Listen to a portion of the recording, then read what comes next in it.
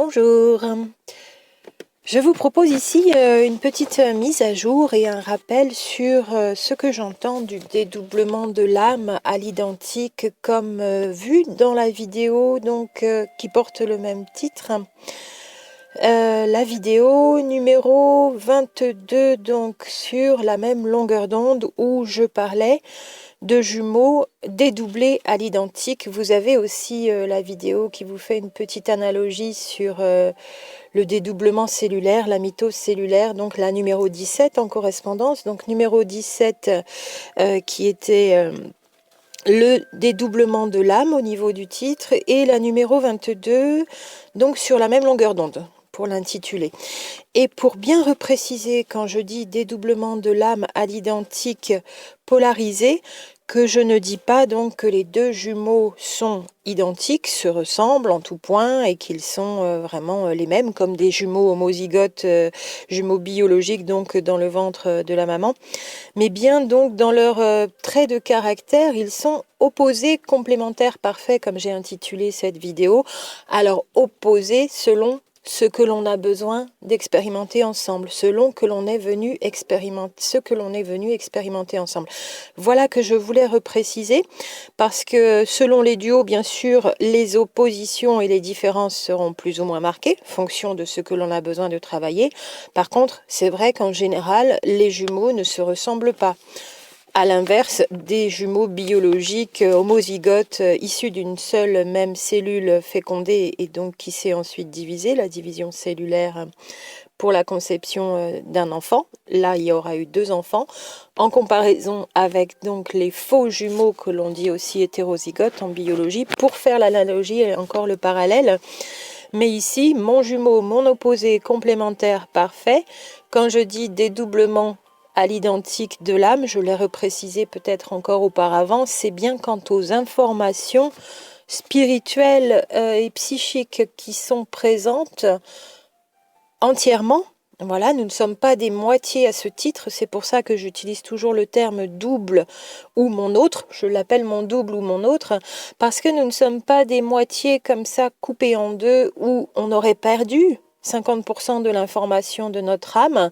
Je dis bien dédoublement de l'âme à l'identique quant aux informations spirituelles et psychiques pour moi.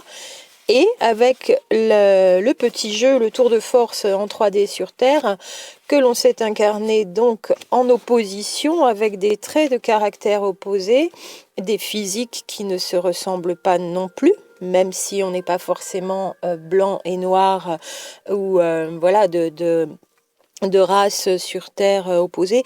En tout cas, au niveau de nos traits de caractère, ceux qui sont venus une fois que l'on a construit notre personnalité, et on revient aussi avec un bagage à la naissance, nous ne sommes pas vierges de personnalité à la naissance, c'est en cela que je dis opposé, complémentaire, parfait. Donc encore une fois, je considère à la fois le haut, spirituel, spiritualité, l'âme, l'information de l'âme, ce qui va donner aussi la psyché, les dispositions en relation avec tout ce qui est spirituel, tout ça pour moi ce sera le haut. Et puis il y a le bas. En haut, nous sommes identiques. Voilà pourquoi je dis âme dédoublée à l'identique, parce que les informations ont été dupliquées d'un côté et de l'autre, exactement à l'image de cette mitose cellulaire. Les 2 cellules filles issues de la cellule mère comportent exactement la même information. Sinon, elles ne pourraient pas former de nouveaux organes dans un corps humain, donc mitose cellulaire dans un corps humain en biologie. De la même façon, nos 2 êtres possède l'information complète. Ça, c'est vraiment dans la vidéo numéro 22, avec cette image qui me convient, que j'ai trouvée donc de la sinusoïde, et de dire le premier jumeau exprime de manière claire à l'extérieur sa partie du haut, mais a la partie du bas en information à l'intérieur de lui qui ne s'exprime pas, image fantôme, et l'inverse pour le deuxième jumeau, il exprime la partie du bas, mais il a aussi l'information du haut, mais il ne l'exprime pas en image fantôme, mais les deux ont l'information des deux. une exprimée, et en complémentaire opposé, l'autre a la complémentarité, l'information complémentaire. Dans cette image aussi, pour la numéro 22, donc sur la même longueur d'onde, pas que je pense que la vibration d'âme puisse être affichée sur un oscilloscope avec une sinusoïde, mais c'est une image, peut-être que l'onde de la vibration qui émane de cette âme sera plus complexe qu'une sinusoïdale.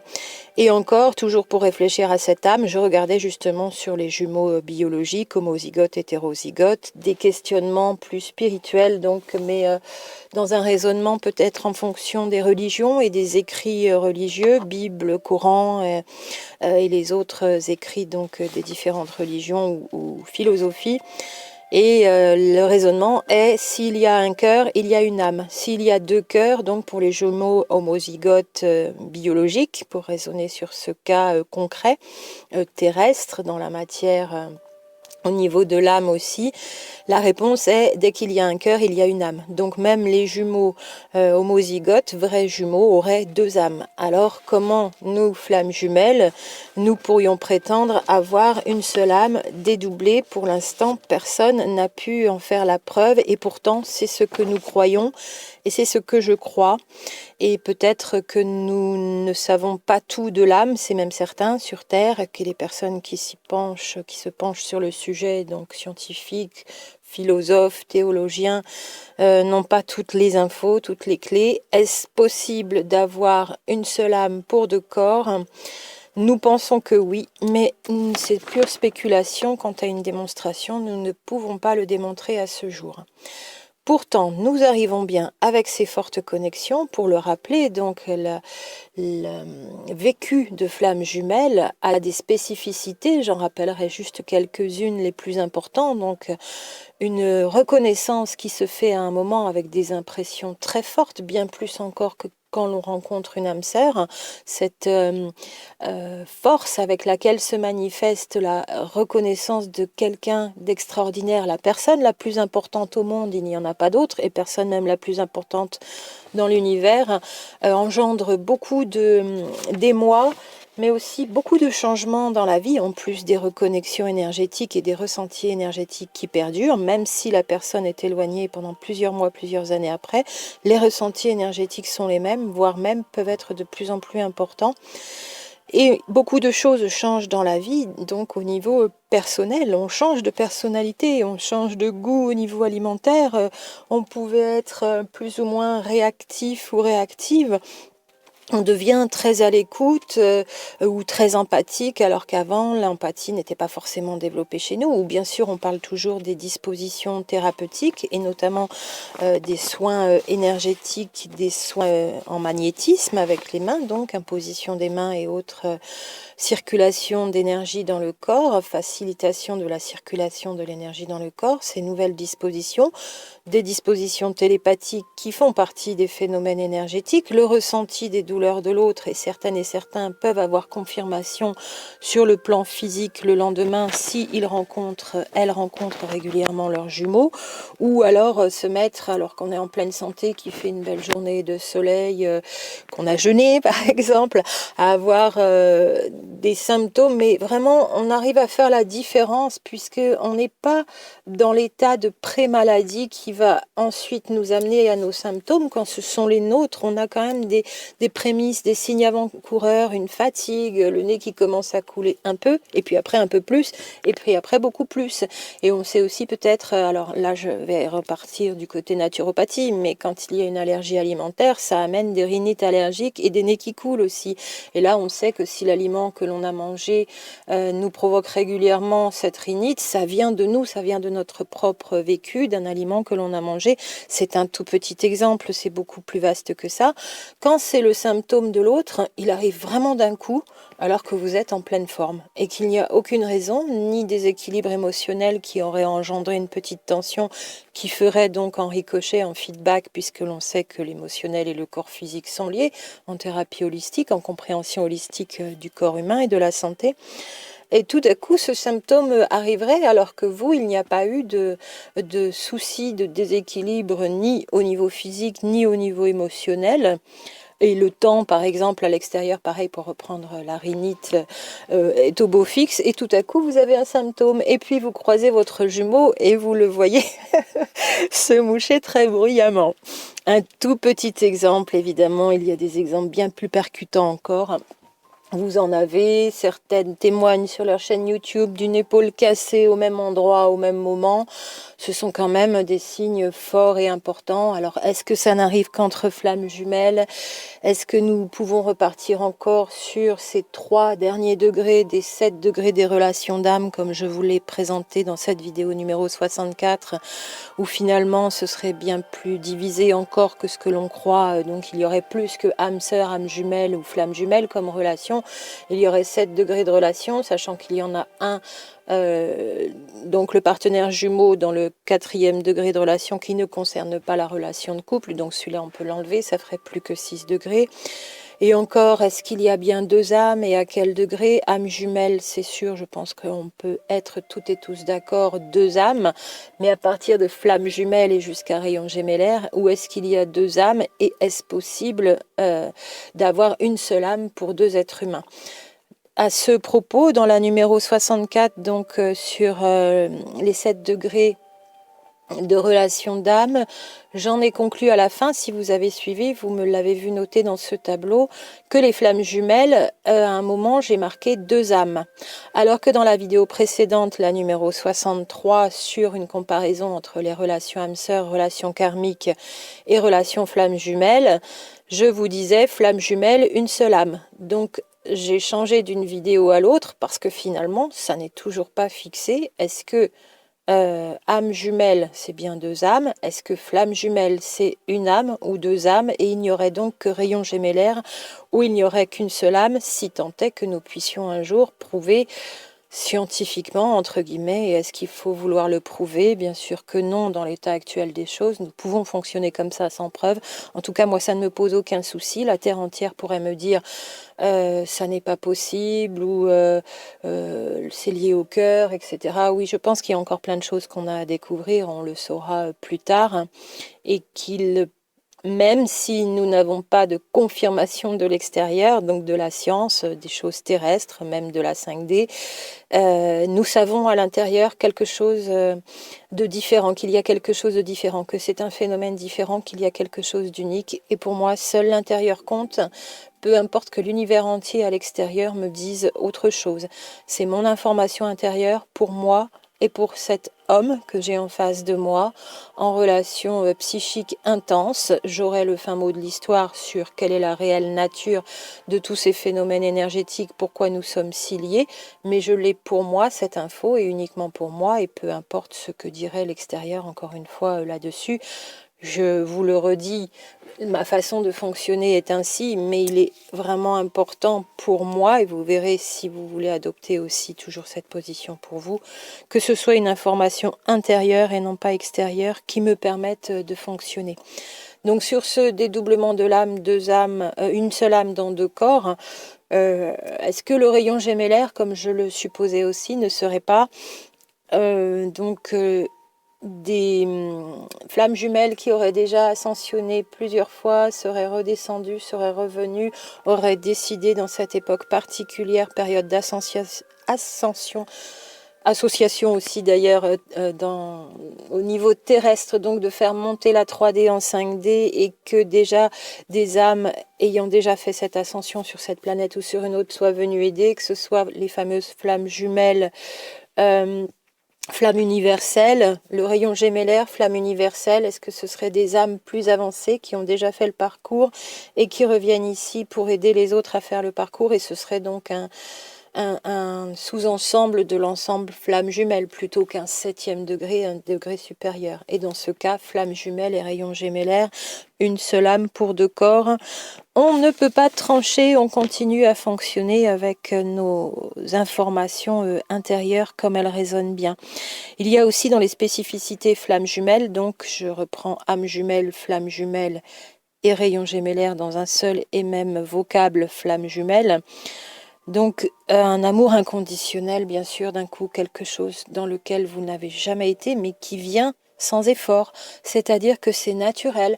Vous vous mettez à aimer tout le monde et ça persiste. Et même la personne qui peut être dure ou agressive avec vous, qui cherche à faire redescendre parfois votre taux vibratoire dans la rue, dans un magasin, en famille, où que ce soit, vous repartez quand même dans cet amour inconditionnel avec beaucoup de compassion, peut-être la sentant en disharmonie à l'intérieur d'elle, problème de santé, problème de famille, inquiétude, peur, peur pour sa vie, peur pour ses enfants, peur de se voir prendre quelque chose au travail, par exemple, avec un collègue, quelqu'un qui aurait peur que vous lui preniez sa mission ou son poste.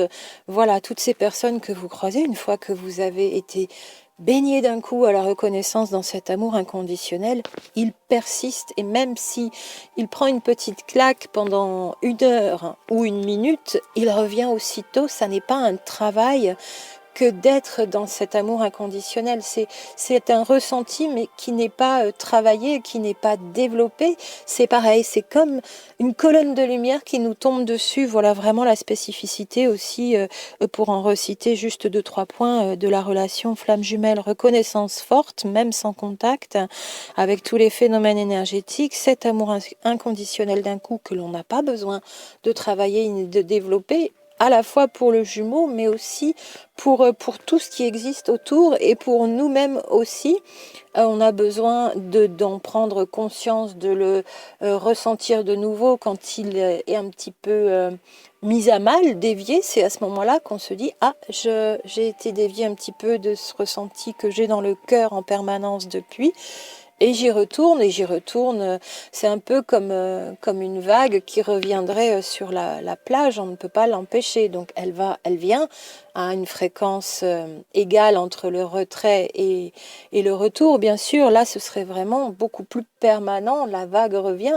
On ne peut pas l'empêcher de revenir. Cette vague d'amour inconditionnel qui nous inonde. Et surtout, un troisième point majeur aussi, c'est une incompatibilité notoire entre les deux jumeaux. Il y a au moins un gros point, donc qui peut être la différence d'âge, on le redit, le physique, des dispositions spirituelles vraiment qui bloquent en opposition de l'un et de l'autre, mais c'est de moins en moins vrai, des valeurs morales, des valeurs de vie, une position sociale vraiment incompatible. Ça peut être voilà des valeurs qu'on a combattues toute sa vie depuis tout petit, tout petite, auxquelles on est avec lesquels on était en confrontation. Et voici un être pour lequel on tombe dans l'amour inconditionnel, pour lequel on entre en communication énergétique, en télépathie, avec lequel on entre dans ces communications télépathiques et qui se retrouve être dans une position sociale, par exemple, ou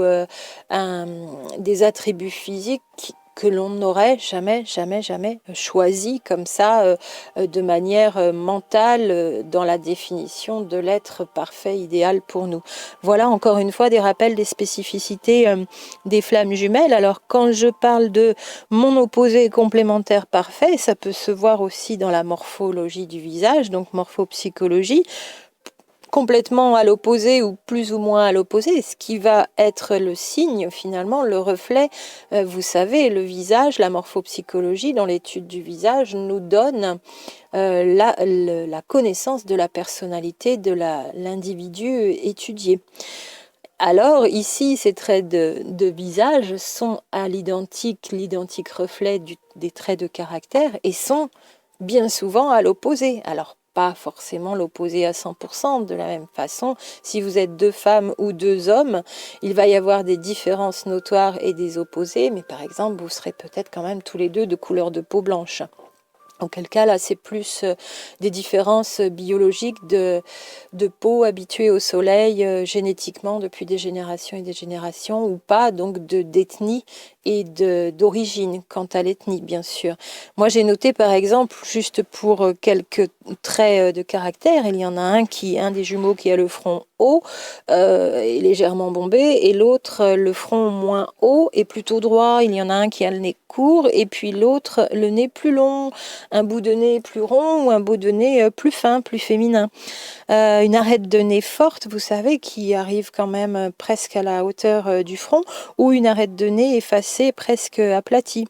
Des yeux très enfoncés, petits, peu écartés. Et puis pour l'autre, des yeux plus grands ouverts et plutôt ressortis. Encore, par exemple, aussi les pommettes, bien sûr, le trait de caractère sur les pommettes saillantes, ça veut dire quelque chose au niveau de la personnalité. Et puis l'autre a les pommettes moins saillantes, moins visibles, ou le menton à peine, voilà, pas forcément en retrait, mais pas projeté en avant, et puis l'autre a carrément un menton projeté en avant, très volontaire. Les lèvres charnues, les lèvres très minces, encore une opposition dans les visages aussi que je pourrais citer, ou un visage doux et rond, ou l'autre a un visage plutôt avec des arêtes anguleux au niveau ossature. On est vraiment là en opposition au niveau des traits de caractère manifestés au niveau des traits du visage, donc comme on peut l'étudier en morphopsychologie.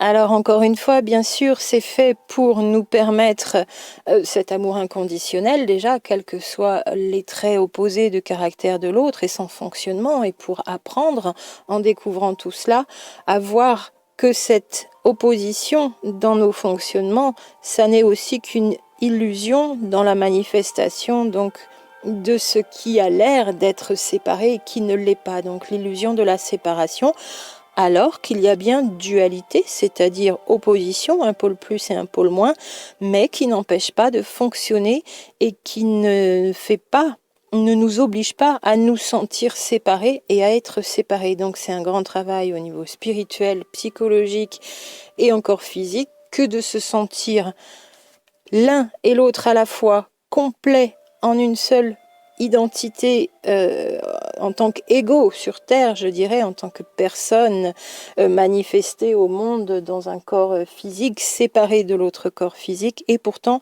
nous ne sommes qu'un. Mais le petit jeu, c'est de se présenter dans des traits de caractère opposés, donc au niveau 3D terrestre psychologie, parce que notre psychisme, notre psyché, nos pensées, notre mode de fonctionnement spirituel, la reliance à notre âme, la reliance à la source, pour moi, elle est complètement identique. Et là, je reviens à la terminologie âme dédoublée à l'identique au sortir de la source et ensuite polarisée, donc manifestée dans deux opposés au niveau terrestre, dans les corps de matière, et pourtant nous fonctionnons de la même façon à un niveau spirituel. C'est en cela que l'on dit nous avons la même âme. Alors est-ce que dans cette espèce de manifestation de plasma, ce à quoi ressemblerait l'âme dans les images qu'on a pu évoquer en parlant de l'âme jusqu'à maintenant, est-ce que cette âme peut vraiment être dédoublée dans deux corps encore pour le reposer en question? Ça me pose beaucoup de questions, effectivement, parce que mon mental aimerait peut-être quand même quelques preuves. Et si preuve il y a, c'est au niveau de ce qui caractérise l'âme, ce qui fait le lien avec l'âme au niveau du corps physique, du corps biologique. Et nous savons que le lien entre le corps physique et l'âme, c'est le sang dans un être humain. Alors peut-être qu'il y aurait une possibilité d'avoir une vérification à ce niveau-là pour les personnes qui, comme moi, se posent la question. Nous ne sommes peut-être pas nombreuses et nombreux, ça n'empêche en rien de vivre son histoire avec son autre, son double. Au contraire, on y travaille encore mieux en se posant des questions qui ne sont pas forcément des doutes, mais on peut avoir des doutes sur l'existence d'une âme qui peut être dans deux corps. C'est plus un questionnement pour moi qu'un doute au niveau métaphysique et spirituel. Je pense toujours que c'est tout à fait possible, mais on n'a pas l'explication sur le monde, dans le monde terrestre, avec nos peu de connaissances scientifiques qui ne s'appliquaient jusqu'à maintenant, surtout qu'à la 3D. Voilà pour vous redonner encore l'exacte définition de ce que j'entendais par âme dédoublée à l'identique, c'est-à-dire possédant la même information complète chez les deux jumeaux, mais ensuite polarisée, donc manifestée comme des opposés dans la matière. Donc non, nous ne nous ressemblons pas dans la matière, dans nos manifestations en 3D, en corps physique, en morphologie sur Terre.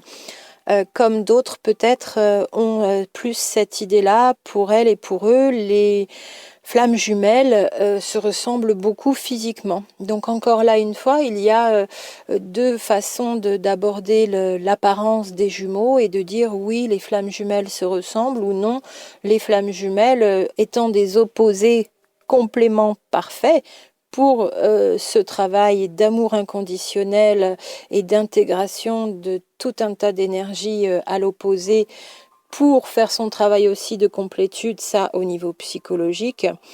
Il y a cette autre partie, donc ce groupe de personnes qui dit non, nous ne nous ressemblons pas. Ce n'est pas parce que vous ne vous ressemblez pas avec votre jumeau que ça n'est pas votre flamme jumelle. Il n'y a pas besoin de se ressembler physiquement en tout point pour que ce soit bien votre flamme jumelle.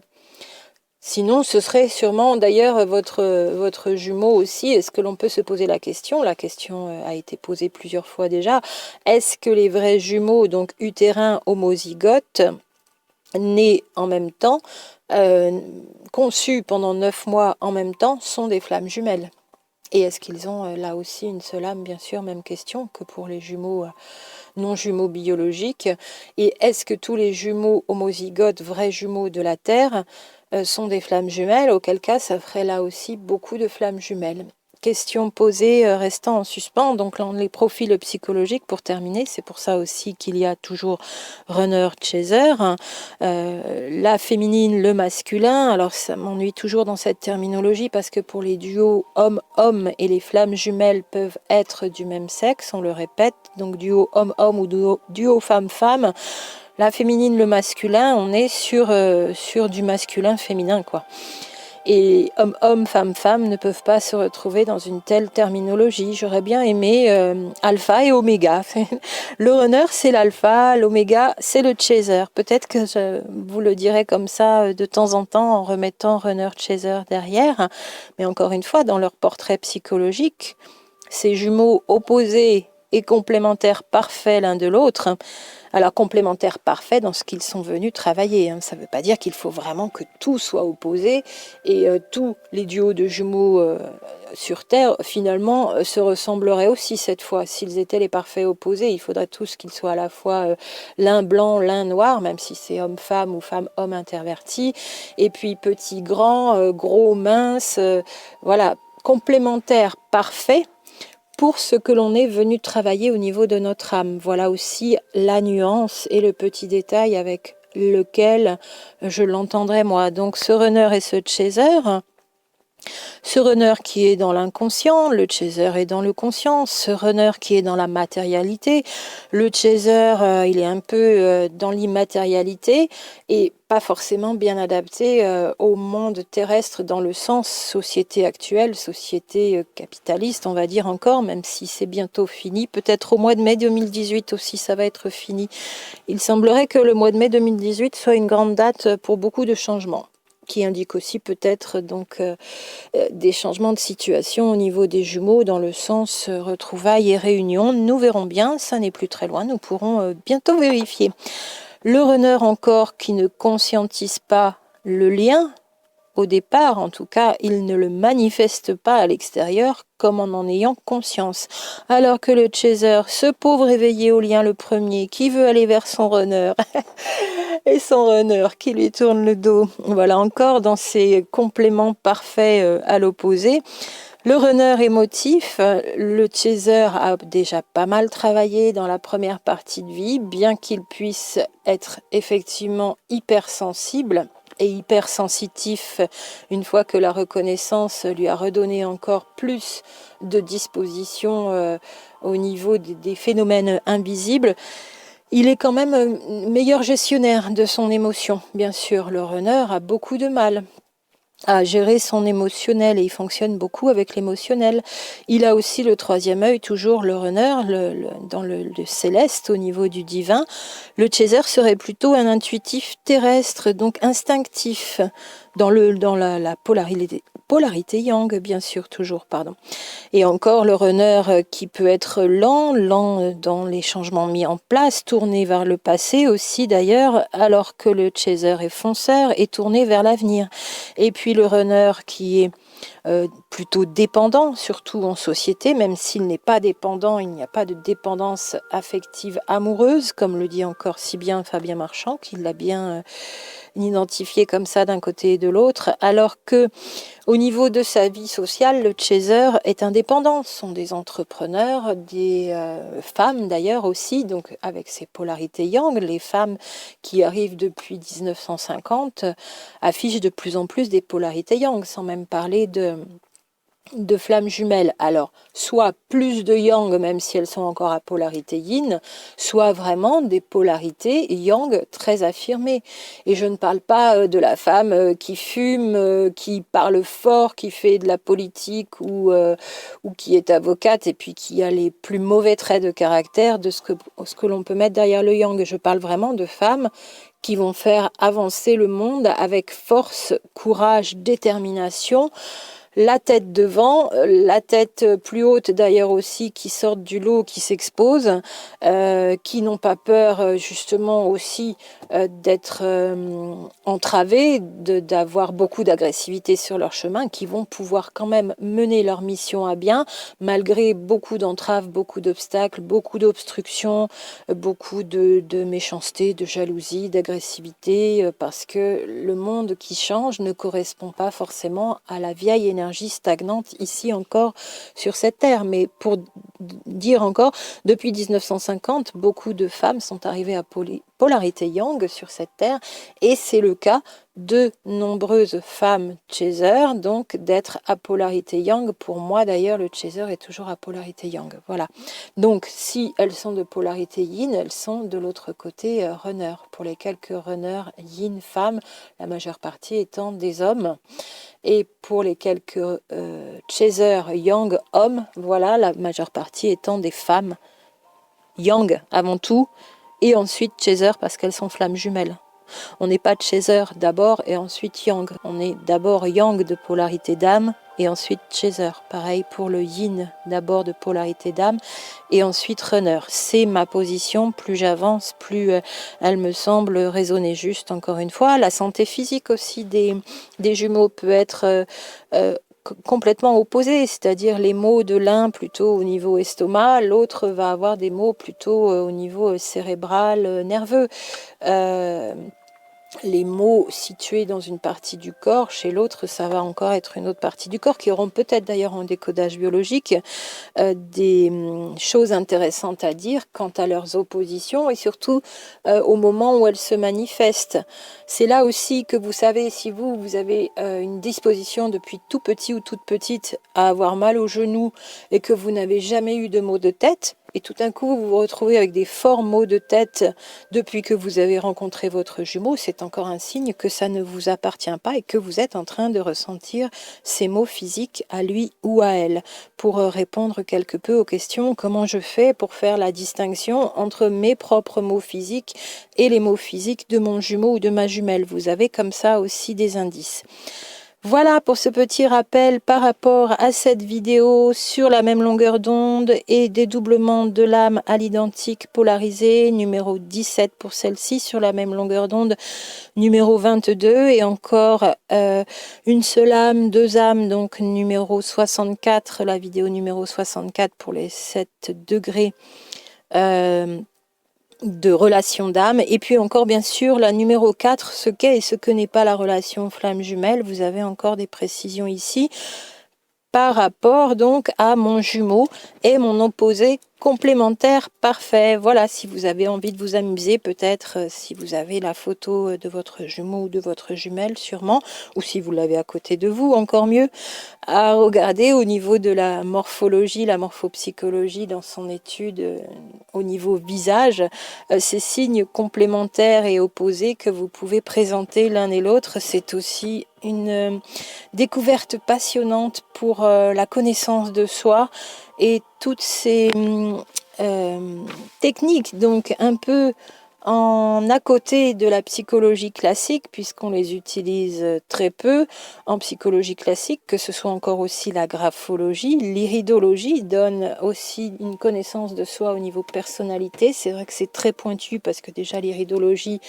pour faire un bilan de terrain, Alors qu'il y a 4 écoles et 4 cartographies, d'ailleurs, comme je le dis à chaque fois. Donc, quelle école, quelle cartographie j'applique?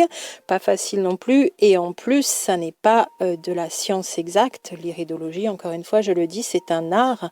Et un art qui nous permet d'aller même jusqu'à la connaissance de soi au niveau de la psychologie, de la personnalité du porteur de ces deux iris.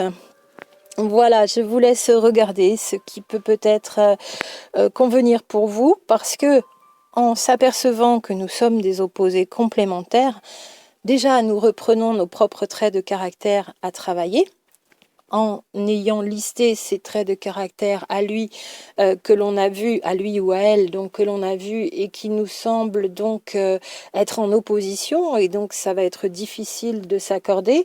Nous savons là, en ayant bien identifié chez lui ces traits de caractère en opposition aux nôtres que l'on a bien définis aussi au préalable, et bien là où est le travail à faire au niveau psychologique. En plus, voilà, au niveau des symptômes physiques, de comprendre ô combien nous sommes connectés à distance dans tous les phénomènes énergétiques qui nous font communiquer l'un avec l'autre, même si vos facultés télépathiques ne sont pas encore développées. Vous avez aussi de ce côté-là la résonance au niveau des mots dans le corps, au niveau de ces échanges énergétique. Et j'espère que ça vous aura apporté encore quelques précisions pour ne pas se méprendre et confondre. Nous ne sommes pas identiques dans notre apparence physique. Par contre, au niveau de notre psyché et des informations spirituelles, pour moi, nous fonctionnons vraiment de la même façon, avec la même mission d'âme d'ailleurs, même si chacun aussi a une partie de mission individuelle. Il y a, plus important encore, la mission d'âme commune aux deux flammes jumelles, aux deux jumeaux. À très bientôt!